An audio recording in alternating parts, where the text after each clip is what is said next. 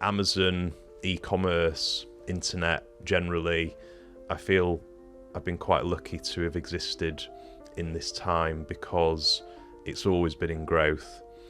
It's frustrated me maybe that my businesses previously haven't been successful faster because I felt like I'm in this space, it's in constant growth.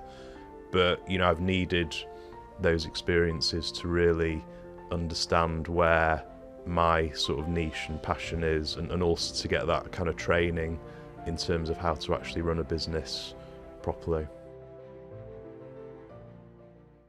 Welcome to Your Mind, Your Business, the podcast that gets into the real grit of entrepreneurship. I'm your host, Karina McLeod, entrepreneur and fitness fanatic, and today we have a special guest, James Wakefield from Wake Commerce. Welcome, James. Thank you for having me. Well, I'm super excited to talk to you today because I kind of know you where you are in your present life, but I'm keen to talk about sort of going back to really understanding your journey as to how you got to where you are today. But before we do, I'd love it if you could introduce yourself to the audience and just tell them a bit about who you are and where you're at now. Sure. Yeah, well, thank you again for inviting me. My name's James Wakefield, founder of Wake Commerce. We're an Amazon-focused agency. So, yeah, work with various consumer brands. Got a team of about 20. Half are based in the UK, other half are based in India. But, yeah, it's been a long, hard journey to get to here.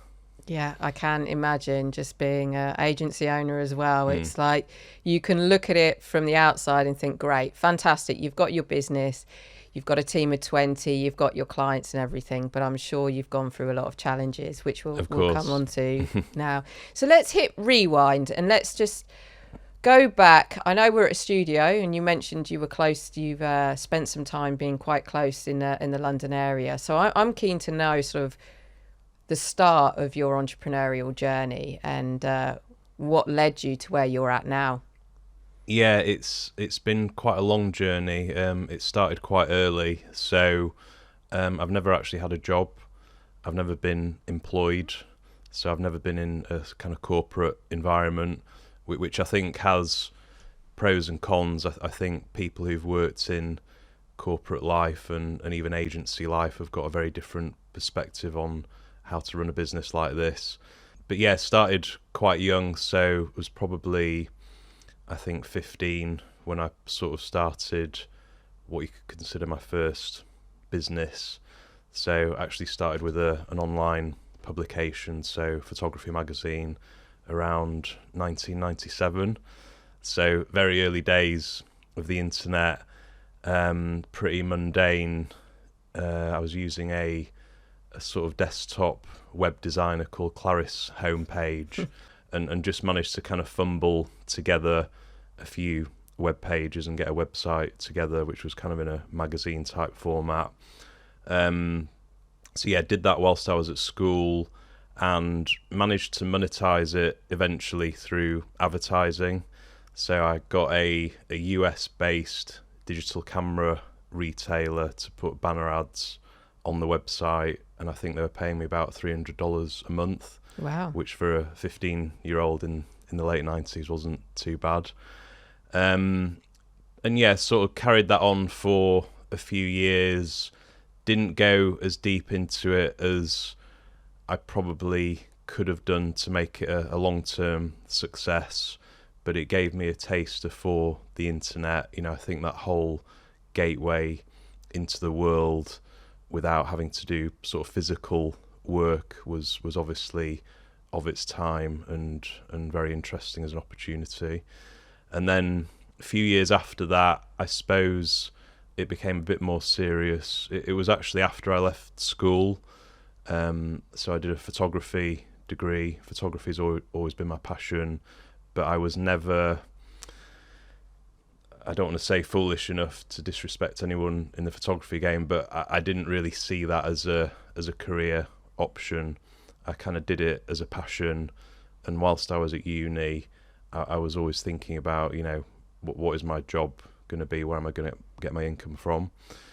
So actually started selling on marketplaces in early 2000s, So before eBay, there was a platform called QXL, very similar kind of auction model, but essentially used it as a marketplace platform like eBay.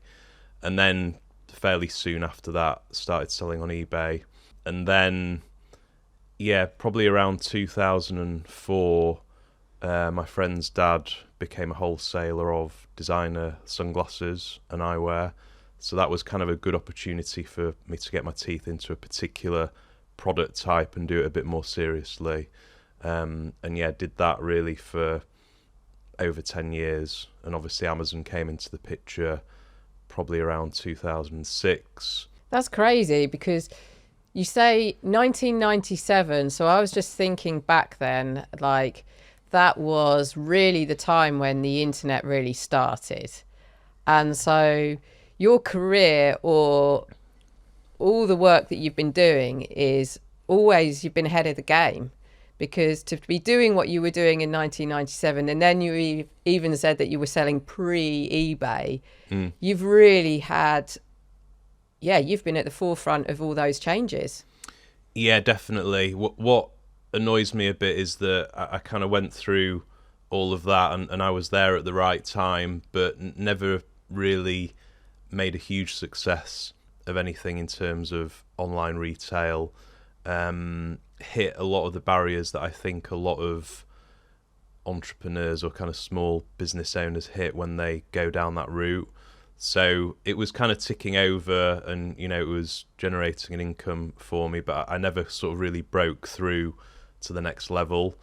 I kind of preferred working from my flat, so most of the time I didn't have an office. So then bringing people into that environment, I was always nervous about employing strangers and kind of bringing them into my home. So that actually created a few barriers for kind of growing that business, because I ended up being responsible for everything from customer emails to buying stock, forecasting stock, cash flow accounting, website management, website marketing, and there obviously just wasn't enough hours in the day. And also from a working capital perspective, those businesses are very difficult to bootstrap. But yeah, never quite got there. But what I did get from that experience over a long period was kind of a good understanding of online retail, different types of marketing, kind of basic fundamentals around e-commerce, dabbled in a lot of different platforms, Magento, eventually Shopify. Realized that if you bring in developers, then you can end up in a bit of a spiral in terms of development costs. So yeah, experimented with lots of things, particularly on the marketing side, because a lot of it was quite e-commerce, website focused rather than marketplace focused. So I was exposed to many different marketing channels, everything from email to affiliate to PPC, SEO. There's probably 15 I can reel off. It's interesting that you started off saying that you haven't been in that corporate world, but you've also been those years where you say you didn't necessarily get to a certain point, like where your business was a certain size, right? You were learning all along. So, somebody that, for example, might go in a corporate role and that is their learning, that you've learned being really hands-on and you've gone into so many different areas, right? Do you think at that stage then you ever thought in your mind that you would be the entrepreneur, the business owner that you are today, where you do have a larger team, when you were sort of sitting in your flat, right, managing your business? Was that ever sort of the plan in those days? It's a good question. I suppose because I was young, I was probably quite short-termist, and I still am relatively short-termist. I often don't like to think too far ahead in the future. I know it's good to have goals and a vision of where you're going to be in a year or two, but to be honest, I've never really thought like that. It's more been sort of day to day, week to week, especially as I've always been quite a busy person, but you know, not busy for the sake of it, but because I've often got lots of different things on the go, and that often doesn't give you the time to sort of think ahead and, you know, where is this going to be in 1 or 2 years. I suppose in hindsight, with the sort of online retail businesses, I would have eventually liked to probably have been in an office and had a proper setup. But it was there was obviously good times and bad times, but looking at it generally, it was more sort of hand to mouth and trying to keep the business going and surviving. And like I said, there just wasn't really a time or an opportunity where it was like, okay, let's expand this, or let's kind of take it up to the next level. And that's actually why eventually I sort of moved out of that space and into the agency space. I was going to say, what was that pivotal moment for you where you then decided to set yourself up as an agency and basically then build out a team where you're sort of not the one having to do everything? Yeah, so it was in my sort of latter years being in London, so which was around 2015, 16. So I was still running these businesses, different kind of product types, mainly buying stock and reselling online. At that time, it was kind of probably 50-60% website, and then the rest Amazon, basically. I didn't really do much on eBay at that point because eBay kind of died for certain product types. But I was there kind of running this business or businesses, paying my London rent and actually paying for a London office as well. So outgoings were a bit crazy, but I was constantly having this niggle that if anybody at any time had asked me over the years what is my specialism, I was never particularly comfortable saying SEO, for example, or PPC. I had a superficial knowledge of a lot of these different kind of channels and platforms, but actually I felt really comfortable when it came to Amazon. I wouldn't have said I'd mastered it at that point, but I just felt really confident and kind of experienced around how that channel functions. So yeah, I had this niggle, and I'd kind of been working on, I suppose, a business plan, a sort of agency model type business plan in the background. And then, yeah, it sort of coincided with my friend who was running a fairly large toy brand up north, so big European toy brand. And he said, yeah, can you have a look at our Amazon, because I think it's underperforming. So I said to him, look, you know, let me manage this. So that was kind of my first foray into vendor and also managing it for a client, essentially.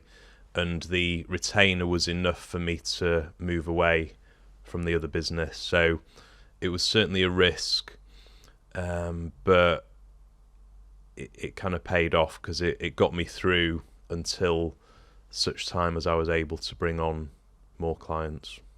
So you have that retainer, so that allows you to then focus, right, on that area that you feel comfortable with.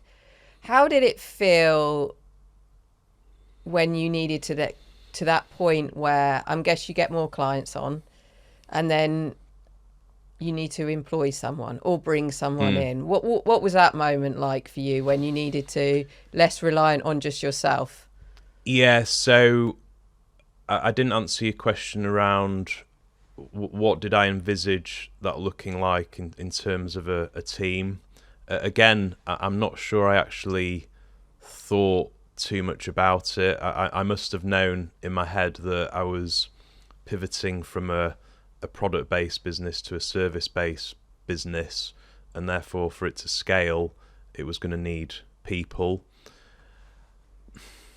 I think, yeah, but by that point, when I was in the office in London, I did actually have an employee who was kind of supporting me with the online retail businesses, and he had an interest in Amazon as well. So he was kind of there to support me with bits and pieces, and it was just a lot more comfortable, the fact that we were just in a 2-man office in Shoreditch. So obviously there wasn't the pressure of having a stranger or an employee kind of pottering around your home. So that was certainly, that increased the scope for bringing more people on. But then from a cost perspective, it wasn't really feasible to expand, because being in London, London wages, London office rents, that was quite restrictive.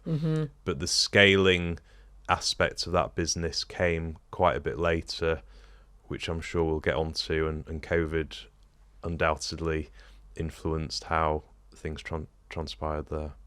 What was before sort of getting to that point where you did start to scale, what would you have said was the biggest challenge or setback that you had experienced? I think it's just the total lack of any security blanket. And it is quite binary. If you're employed and you're in a job, you are probably more secure than a business owner, particularly a business owner who's in those early stages or is kind of hand to mouth in terms of what they're bringing in and what they're having to pay out. So there's no specific situation, but there'll have been multiple occasions over the years where it's got a bit hairy because there's not enough coming in. And the biggest lesson for me from all those experiences, which has definitely influenced how I've structured this business, is to just be really on top of the financials. And it's a cliche, it's really boring, particularly the tax aspect, but if you're not on top of it, then you will die, basically. And it's pretty relentless. The tax aspect kind of never goes away, and actually becomes seemingly more painful even the bigger and potentially more profitable you get. So having proper visibility on that, and a real understanding of where you are financially, not now, but in the future, when you're going to get hit with your corporation tax once a year, or your VAT 4 times a year, or your PAYE once a month, national insurance, the list goes on.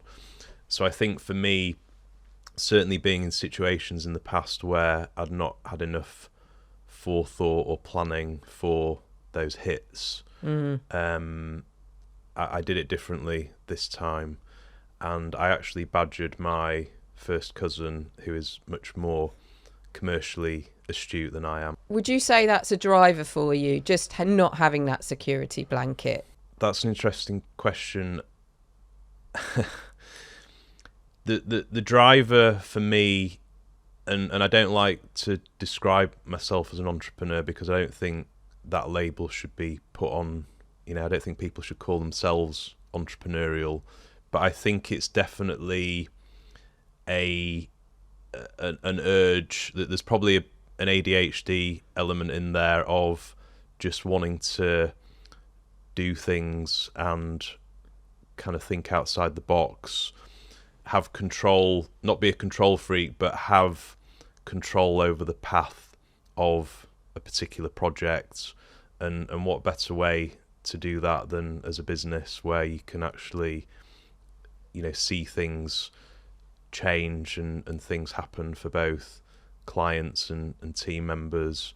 I think there's quite a thrill in that, and I can't compare it to being on the other side because I've never been in that situation, but I think instinctively I would probably struggle if I didn't have that autonomy and ability to sort of take things forward, if that makes sense. Yeah, completely. And it's interesting that you say that point about entrepreneur, because all the guests that I've spoken with previously, everyone has said, yeah, but I don't label myself as an entrepreneur. And you look in the dictionary and it's like, okay, you are effectively an entrepreneur, but it's interesting how entrepreneurs don't see themselves as entrepreneurs. It's almost like you're in it, you've got this hunger for it, but actually you see it differently. I think the same applies for thought leader. I don't think anyone should ever describe themselves as a thought leader. I mean, myself and yourself could arguably describe ourselves as thought leaders, but I don't know, it feels a bit arrogant, and yeah, it's typically a label that someone else would apply. And I suppose there's also a bit of a stigma around being labelled an entrepreneur, because entrepreneur in theory equals success. So therefore, if you're not successful, or you're not as successful as you think you should have been, maybe there's a bit of a imposter syndrome thing going on there, whereby people don't want to say I'm an entrepreneur. Yeah, that's interesting that how you describe that. Do you ever get that part where you do feel that imposter syndrome or have that self-doubt? I certainly have in certain times of my life, and I'm sure we'll get into the whole kind of social media angle. I think it's good to know kind of where your strengths are, and to talk confidently around the topics that you're knowledgeable in. So I don't really feel that particularly around Amazon. I probably would around certain other subjects that I'm not that comfortable with, but I've kind of really leaned into Amazon. I like the way that you sort of say that you have honed into your specialists, and you say about where your strengths are. And as a result, you have developed this agency, which has then grown. And as you say, you've got your team of 20. What was that process in how you grew? Did you ever have those sleepless nights? How did you get to that point of scaling? Yeah, of course, certainly had sleepless nights. It has happened relatively organically, and that there's certainly been ups and downs, because or certainly with our agency, you're so dependent on client retainers. So that can have a huge impact on whether you can scale, or even the reverse. So yeah, certainly been on that journey, and the way that I tend to describe it is that it's usually 2 steps forward, 1 step back. So if you kind of look at the growth trajectory, new clients have come on board, others have gone away, but luckily the growth curve has been relatively consistent. And I think that's because we're in a sort of still a fairly kind of niche industry. There's obviously a lot of other agencies and providers popping up all the time, but that's good, because that kind of challenges you to work out, okay, what is our positioning? Yeah, it kind of happened organically. I think a key thing for us is, because some of our talent is offshore, that's allowed us to grow certain aspects of the agency quicker. But there were challenges around that. I didn't have any experience of the Indian market prior to creating this agency, so there was a huge learning curve in terms of getting that right, and I feel that probably took 2 years. But then everything kind of fell into place, and now we've got a good vibe, a good team structure. The responsibilities are quite clear, whereas early on I probably went a bit too far on the Indian team, particularly in terms of maybe account management expectations or kind of client-facing roles. But now we have a very defined team structure, and the amazing thing is that whatever people's kind of preconceptions are of offshoring to India, our team just really feels very cohesive, and there seems to be a real cultural fit, which is almost bizarre. We're just one team, and it works really well. And I think that's allowed us to build out specialisms faster than we would have done otherwise. I love what you say, 2 steps forward, 1 step back, because I think that's often forgotten about. It's constant steps forward, but actually, you might be celebrating that you've just got X new clients and then the following day a client hands in their notice, right? It's interesting. So it's really, you seem to have quite a well balanced view in that area. I'm guessing on that team, and that's really great that you've managed to get a team offshore and get them to feel part of the team and have that real sort of culture fit, which is fantastic. Has that journey, to me it sounds okay, great, you're there, but I'm guessing that journey to get there wasn't as easy as it might sound. Now you've accomplished it. No, of course not. You know, kind of month to month, historically, usually with most businesses I've been involved in, has been a struggle. But again, I think I'm a lot more disciplined these days than I was in the past, in terms of, you know, I've got a spreadsheet, there's no sort of trickery or formulae in there. It's basically just numbers that I put in manually that allows me to see kind of where we're at month to month and make decisions kind of as we go. But yeah, certainly the growth of the agency has been challenging, and I don't want to say luck is a part of it, but I think certainly being in the right sort of industry at the right time. I saw a post on LinkedIn yesterday from another agency owner. I'll tell you who she is afterwards, but not Amazon, kind of a different sort of category.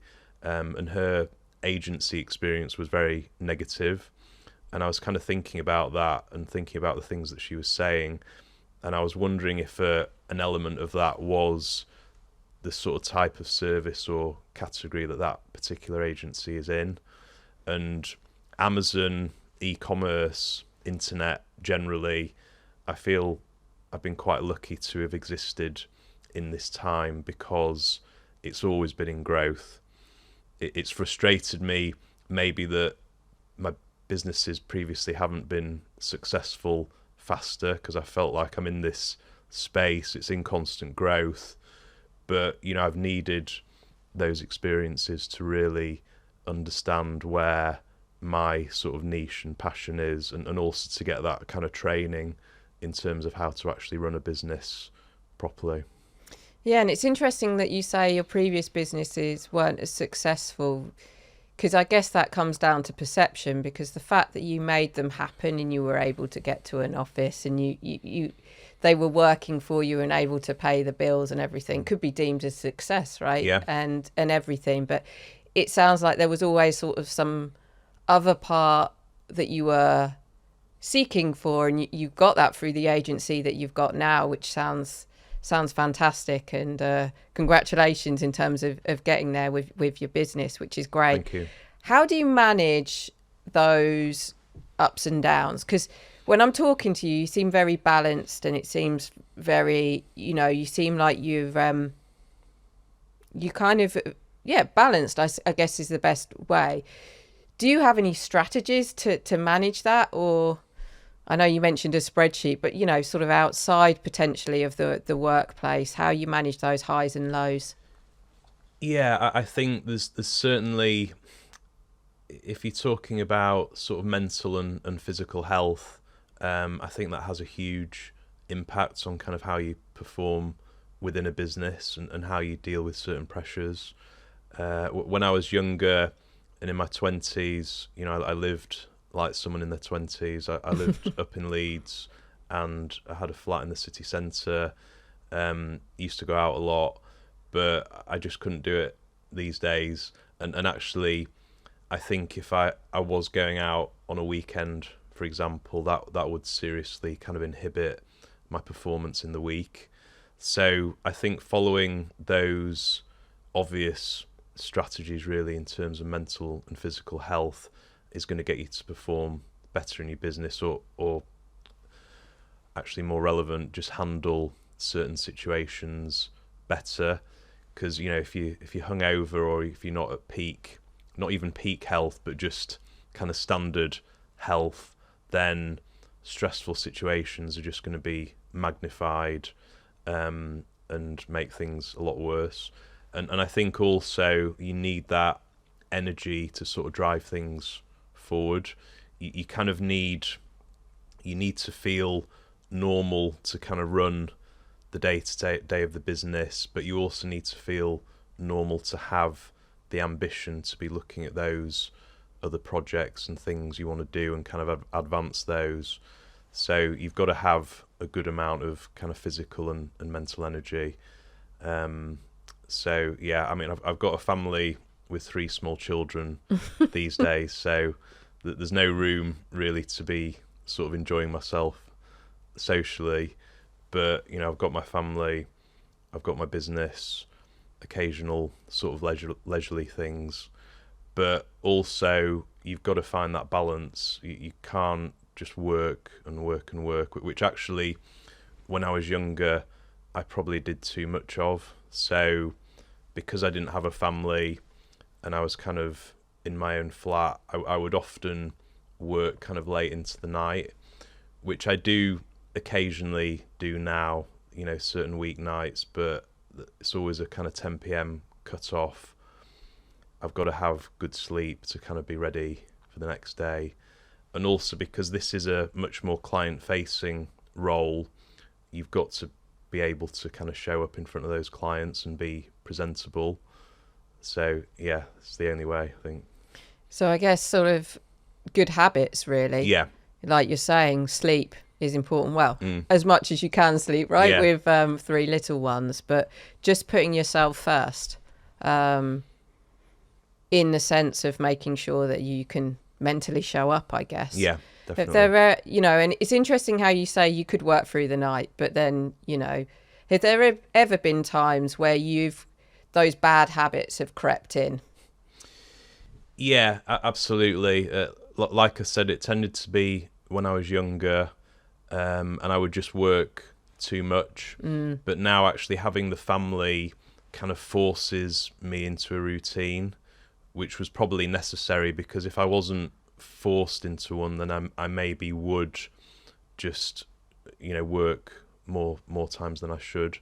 And also that kind of makes you more efficient as well, because generally I get to my desk at 9:30 and we have dinner quite early at 5, and obviously I kind of have lunch in the middle of that. So it's not actually a very long working day, and that's why often I'll try and catch up on things in the evening.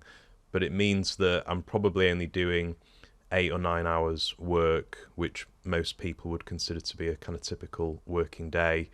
In theory, I could do 12. You know, if you look at my to-do list and all the kind of projects that I've got on the go, I could just go on and on and on.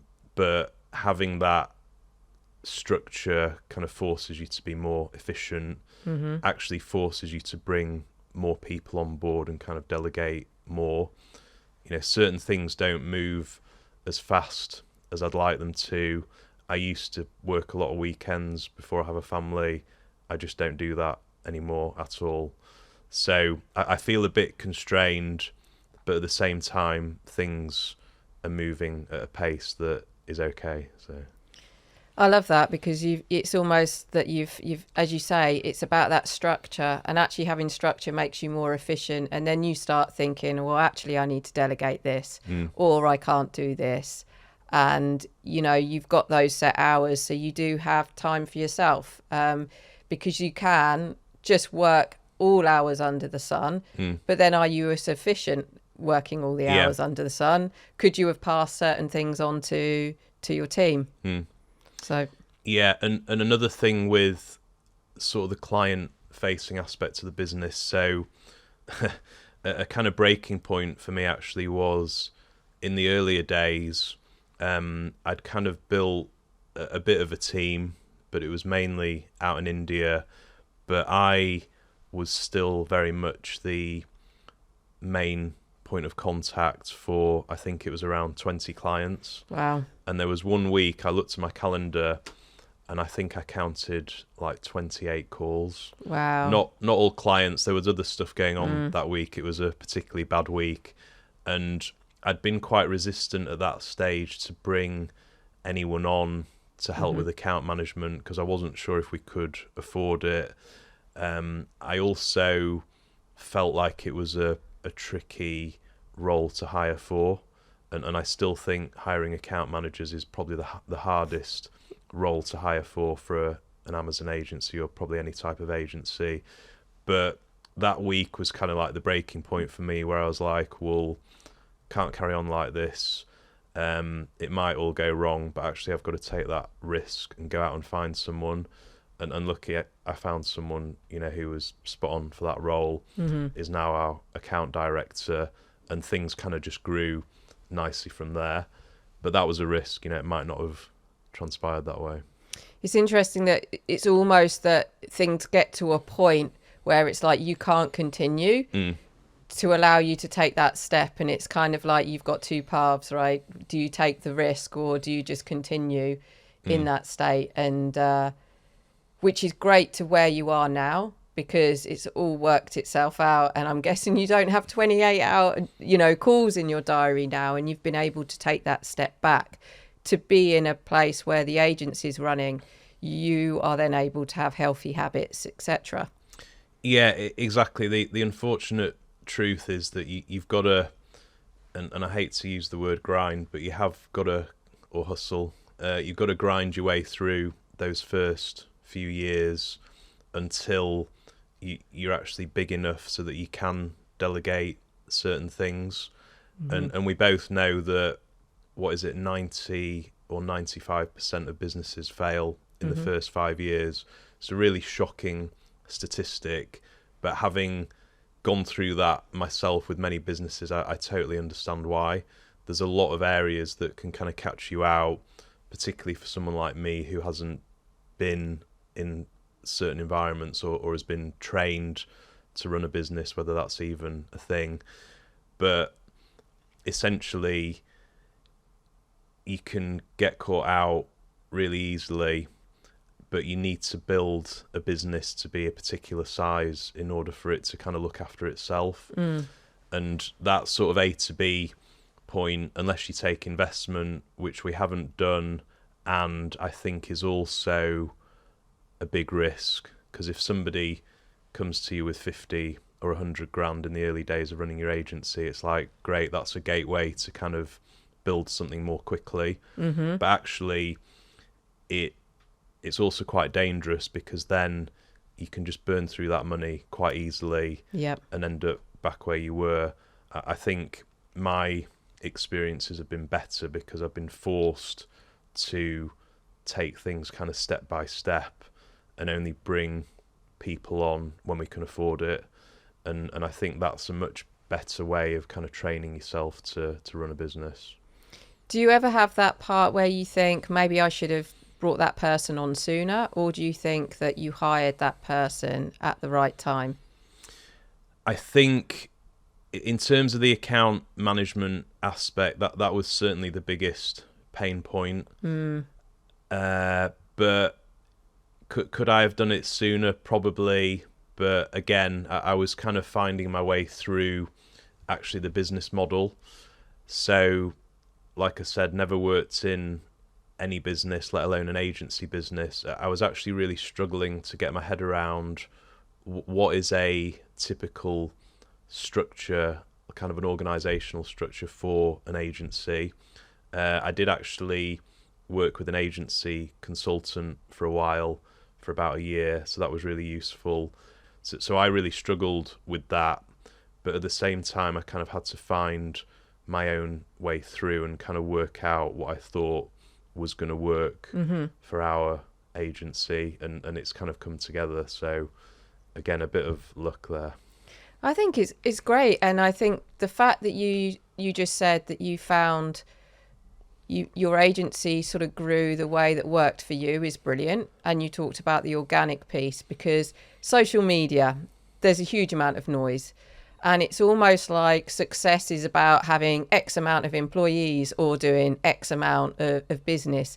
How do you block that out when you've got this business you want to grow organically that works for you, when you've got all these people shouting out about that they've grown and just done X within X few amounts, with few months? I think I've got a good BS radar. Um, the thing that the thing that makes me laugh is how many of these sort of FBA type influencers and courses are still doing the rounds. It's actually someone sent me a link to an Instagram ad a couple of days ago, and he said, "Is this legit?" And I looked at it, and I just thought this should actually be banned. And it was a guy saying, "Hey guys," and he was telling people about kind of white label, private labeling products. He said, all you've got to do is go on Google, search for white label supplements. Oh, here we And then go. he landed on this website, UK based kind of supplement manufacturer. And then he was showing you listings on Amazon that are doing £50,000 or £400,000 a month from one listing. And that stuff should be illegal because Amazon is probably one of the most competitive marketplaces on earth. It's almost the perfect manifestation of capitalism in the modern world. So yeah, I can smell BS, and the same applies for people who are talking about kind of building an agency, scaling an agency. Not all of it is BS, and actually I have spent a fair bit of time over the last 5 years trying to absorb a lot of business strategy books, not typically podcasts or other medium. Actually, I like books, usually in kind of audiobook form. I can blast through a book pretty quickly, and you can spot the good ones, ironically, from the Amazon reviews.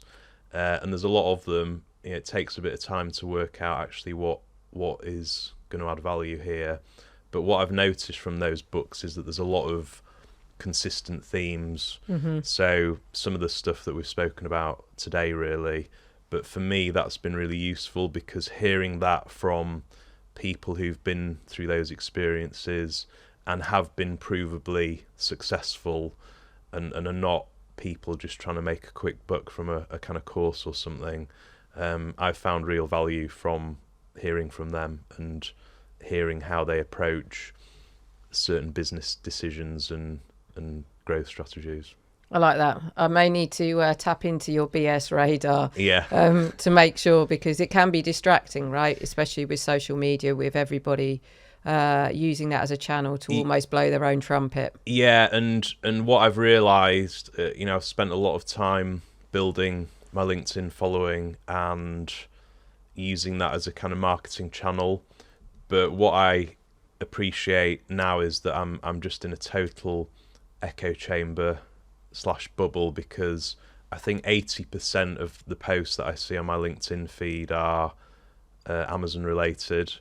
It's equivalent to maybe someone who's far right in the US constantly seeing like QAnon posts, but that's actually quite limiting because you're only seeing and hearing from essentially your kind of peers within the space, when actually you probably want to be hearing more from the sort of brand owners and the people on the ground who are trying to work out what their Amazon strategy is.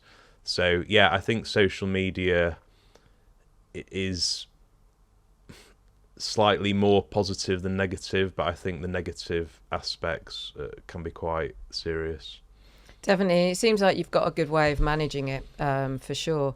And before we wrap up, we talked about your younger self, talked about you in your flat, starting off your businesses. If you were to give advice to that younger self, what would that one piece of advice be?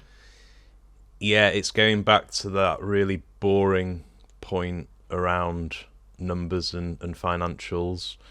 And I suppose trying to be unemotional about whatever your business idea is.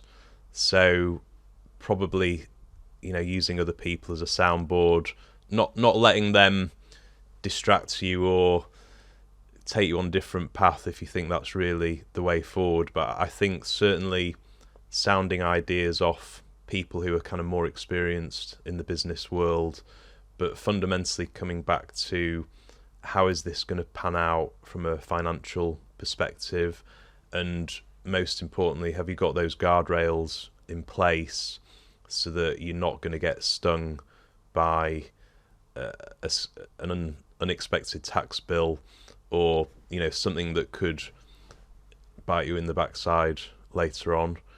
There's certain things you can't plan for, but you can certainly try and have clarity and visibility on things, and I think that's really important.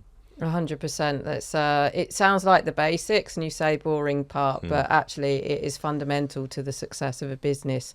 So thank you, James. You've been an absolute awesome guest. I've learned more about you, and for those that are listening, thank you for listening today. Hopefully you've been able to take some insights into James's story, and also that you can apply to your business. Thank you very much. Love this episode? Don't miss out. Hit subscribe on our YouTube channel and follow us on Spotify, Apple Podcasts and Instagram as we continue to keep it real.